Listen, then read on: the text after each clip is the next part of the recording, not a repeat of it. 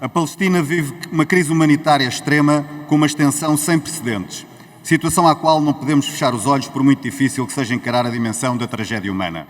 Há inclusive relatórios que apontam para crimes de guerra e contra a humanidade na Palestina. Qualquer ofensiva militar tem regras. Qualquer defesa do território e do povo deve ser feita no estrito cumprimento do direito internacional. E é nas situações mais difíceis que o primado da lei deve sempre prevalecer.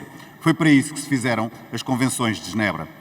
A paz é urgente, perdem-se vidas todos os dias. E quem não morre vive permanentemente ameaçado, sujeito à violência, sem saneamento ou comida. Todos os esforços diplomáticos devem ser empregues numa negociação que termine rapidamente com as hostilidades na região. O reconhecimento de um Estado, ainda que tenha como objetivo principal exercer pressão diplomática num determinado sentido, não pode ser completamente alheio à dimensão material e às exigências que o reconhecimento de um Estado pressupõe. Reconhecer o Estado da Palestina implica, por exemplo, ter nesse Estado, além de paz e instituições funcionais, uma autoridade credível, e essa autoridade não é certamente o Hamas. A autoridade palestiniana tem que ser reforçada para ter verdadeira autoridade.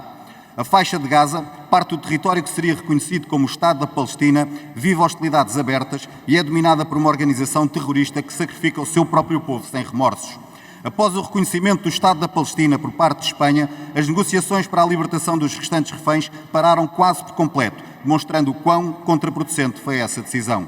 Por tudo isto, não acreditamos que o reconhecimento individual do Estado da Palestina por parte de Portugal, neste momento, contribua para terminar com o conflito, nem levar a uma paz duradoura e à convivência pacífica entre ambas as partes. Somos pela existência dos dois Estados, somos pela convivência entre os povos israelita e palestiniano, condenamos a morte de civis, funcionários humanitários e jornalistas. Esta é a posição sensata, moderada e que levará à paz. Muito obrigado.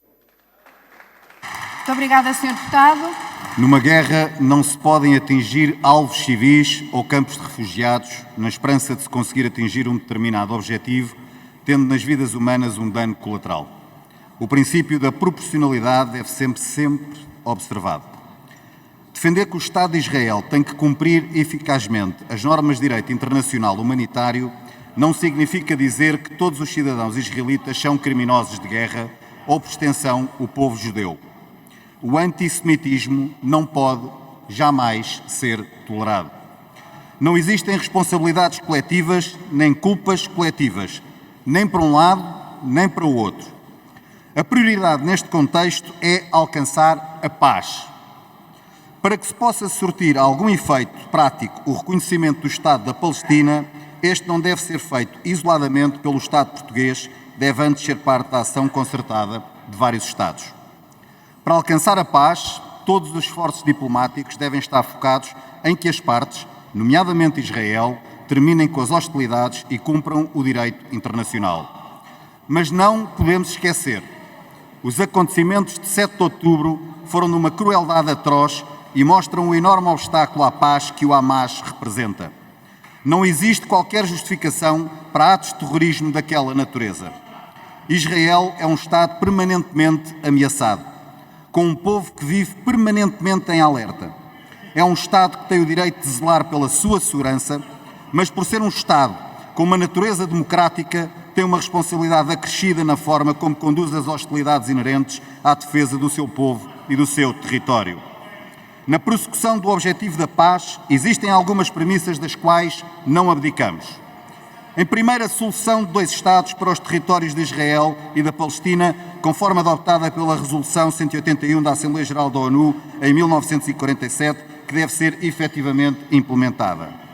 Em segundo, o Estado de Israel tem direito a existir. Terceiro, o povo judeu e o povo palestiniano devem ser protegidos e devem poder coexistir. 4. O Hamas é uma organização terrorista que luta contra os interesses de ambos os povos.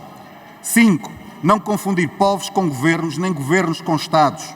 6. E último, defender a paz e proteger as vidas inocentes de civis palestinianos e israelitas não significa negar o direito à existência do Estado de Israel e do Estado da Palestina, e por isso se quer ponderar legitimar a expressão "from the river to the sea", tal como tem sido usada aos dias de hoje para defender que o Estado de Israel não deve existir, ou antes para defender a não existência da Palestina.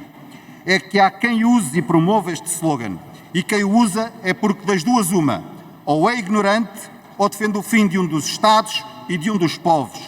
e a esses o nosso repúdio. Senhor deputado Rui Tavares, não é rasteirinho falar de um tempo de antena, do LIVRE, um documento oficial do LIVRE que, recordo, promove esse slogan em favor da Palestina. A pergunta que fica, por mais que digam, é se o LIVRE defende o extermínio do Estado de Israel. Rasteirinho era vir aqui citar o vosso candidato às europeias quando disse em entrevistas que se devia negociar com a Hamas, o que é inaceitável. O vosso extremismo e a vossa sonsice por nós não passarão. Muito obrigada, Sr. Deputado.